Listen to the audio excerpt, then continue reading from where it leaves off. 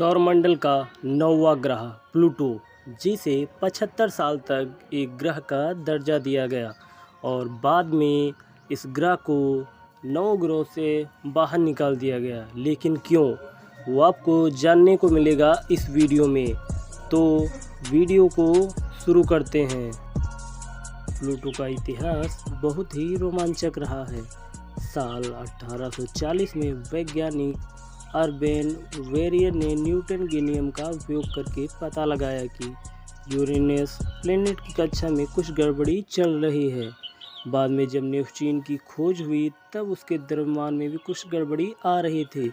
उस समय वैज्ञानिकों को समझ नहीं आया कि यूरेनस की कक्षा और नेपच्यून के द्रव्यमान दोनों के साथ ऐसा क्यों हो रहा है। रिसर्च करने पर पता चला कि कोई बाहरी अनजान खगोलीय पिंड अपना प्रभाव इन दोनों ग्रहों पर डाल रहा है, पर वैज्ञानिक इस रहस्य के बारे में कुछ नहीं जानते थे, इसलिए इसे नाम दिया गया प्लैनेट एक्स।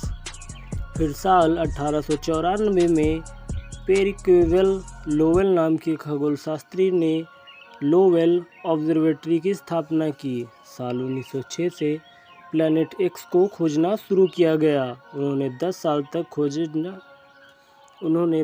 तक खोज जारी रखी, जब तक उनकी मृत्यु न हो गई। खोज के समय लोवेल ने इस रहस्यमयी चीज़ की 2 तस्वीरें भी ली थी, लेकिन वो इससे अनजान थे। 1929 में पेरिक्वेल लोवेल की पत्नी ने यह रिसर्च फिर चालू करवाई और इस ग्रह को खोजने की जिम्मेदारी दी गई क्लाइंट थम्बोज को। इस बंदे ने 1 साल की कड़ी मेहनत के बाद इस रहस्यमय प्लेनेट को खोज निकाला। अब जबकि नए प्लैनेट की खोज हो चुकी थी तो बारी थी उसके नाम की, जिसका अधिकार लोवेल ऑब्जर्वेटरी के पास था।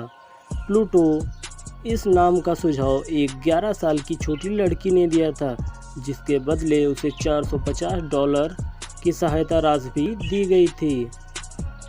प्लूटो नाम रोमन संस्कृत में गॉड ऑफ अंडरवर्ल्ड को दर्शाता है, जिसका हिंदी में अर्थ होता है पाताल लोक के भगवान। हिंदी संस्कृत में प्लूटो का हिंदी नाम यम है, जो कि मृत्यु के देवता को समर्पित है। तो जानते हैं प्लूटो के बारे में। प्लूटो हमारे सौरमंडल का 9वां ग्रह है और साथ में सबसे दूरस्थ भी। सूर्य से इसकी औसतन दूरी 39 AU है। वहीं सूर्य और पृथ्वी के बीच की दूरी को 1 AU कहा जाता है। अगर हम इसकी कक्षा को देखेंगे तो पूरी तरह से गोल ना होकर थोड़ी विचित्र है, जिससे एक समय पर इसकी सूर्य से सबसे नज़दीक होता है और एक समय सूर्य से काफ़ी दूर। सबसे नज़दीक अंतर 30 AU है, जबकि सबसे दूर का अंतर 49 AU है।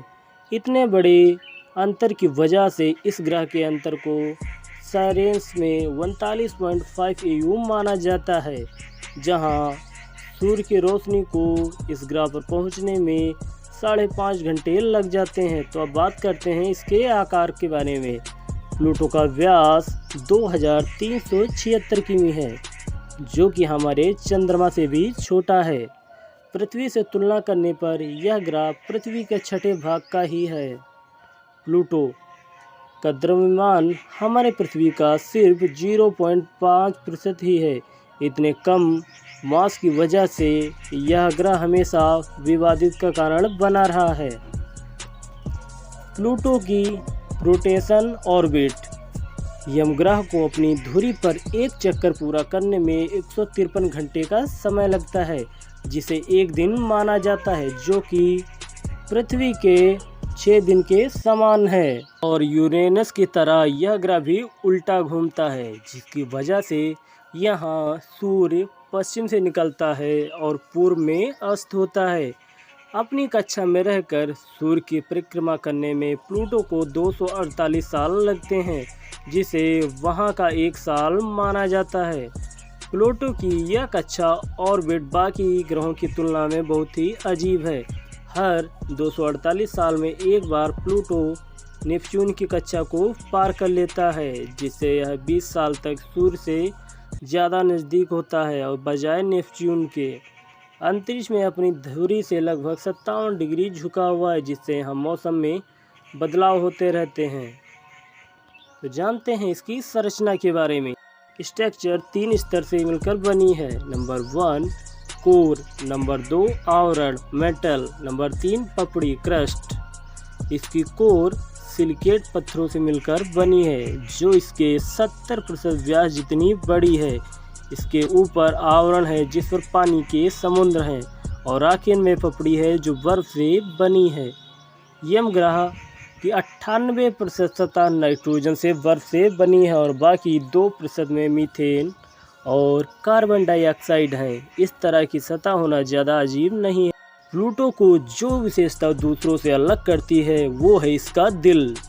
प्लूटो की सतह पर एक दिल का आकार का बना हुआ है जो 1000 किलोमीटर लंबा है। साथ ही यह इसके चमकीला भाग भी है जिससे हम इसे साफ देख सकते हैं। इस क्षेत्र का नाम थम्बाउज रेजियो है। यह असल में एक घाटी है जो नाइट्रोजन बर्फ से भरी है। इस पर एक गड्ढा भी है जो सुझाव देता है कि इसकी सतह 1 करोड़ साल से कम पुरानी है। प्लूटो की सतह का रंग चारकोल ब्लैक या डार्क ऑरेंज वाइट और कुछ जगहों पर तो लाल भी है, लेकिन कुछ काले रंग के भाग हैं जिस पर कुछ वैज्ञानिक कहते हैं कि प्लूटो का चॉकलेट जैसा रंग है, जबकि कुछ को लगता है यह अंधेरा है। यहाँ के सबसे बड़े पर्वत की ऊंचाई 2 से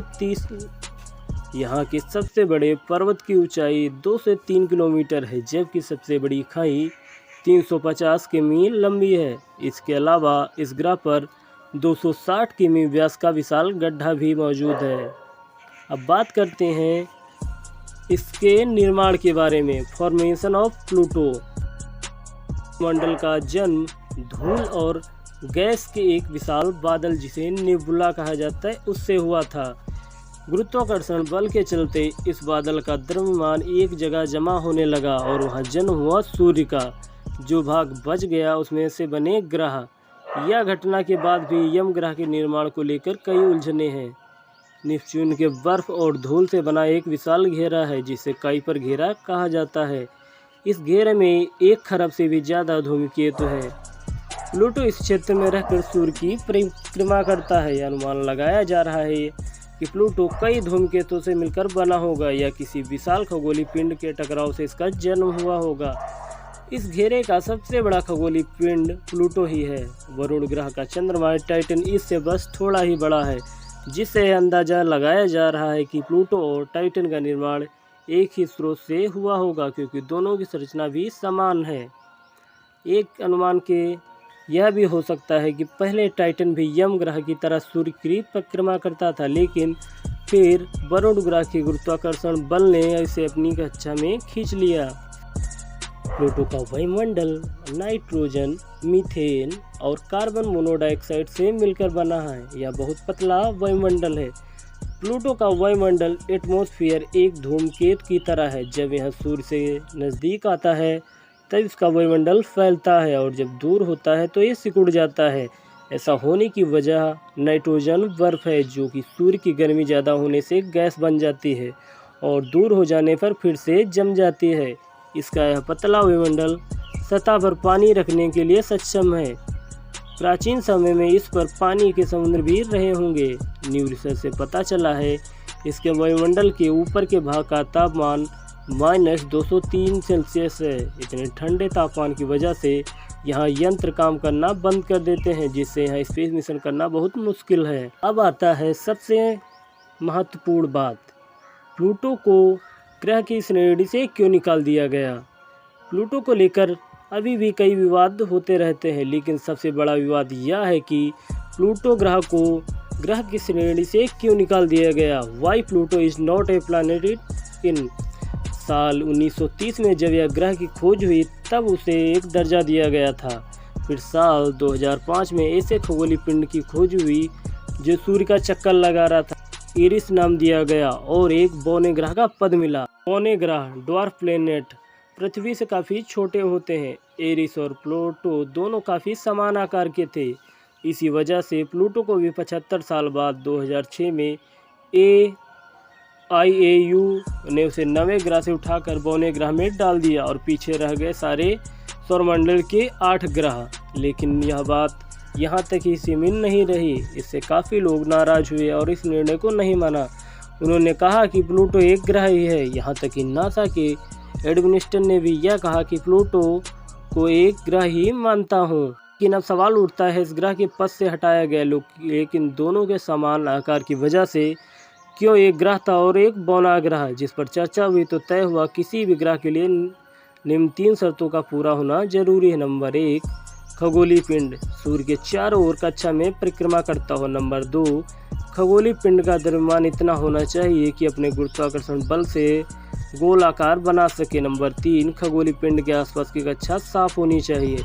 लेकिन प्लूटो तीसरी शर्त पर विफल रहा क्योंकि इसका द्रव्यमान उसके आसपास की कक्षा में रहे खगोलीय पिंडों से कम है, जो दर्शाता है कि यह एक बौना ग्रह है। आज के समय हमारे सौरमंडल में कई बौने ग्रह हैं, जिसमें प्लूटो सबसे बड़ा बौना ग्रह है। तो IAU ने बता दिया कि प्लूटो ग्रह नहीं है, लेकिन अभी साल 2015 में न्यू होराइजन्स स्पेस मिशन से यह पता चला कि इस ग्रह को हम जितना अजीब मानते थे उससे ज़्यादा अजीब है और कुछ ऐसी विशेषताएं भी पाई गई हैं जो बताती हैं यह एक ग्रह बनने योग्य है, जैसे कि भूमिगत महासागर, कार्बनिक पदार्थ और इसमें कई स्तरों से मिलकर बना हुआ वायुमंडल। अभी के समय यह बौना ग्रह है, लेकिन संभावना है कि भविष्य में यह फिर से हमारे सौरमंडल का 9वां ग्रह होगा। यह जानकारी आपको कैसी लगी? अच्छी लगी हो तो मेरे चैनल को सब्सक्राइब करें, लाइक करें और आप सभी का वीडियो देखने के लिए धन्यवाद।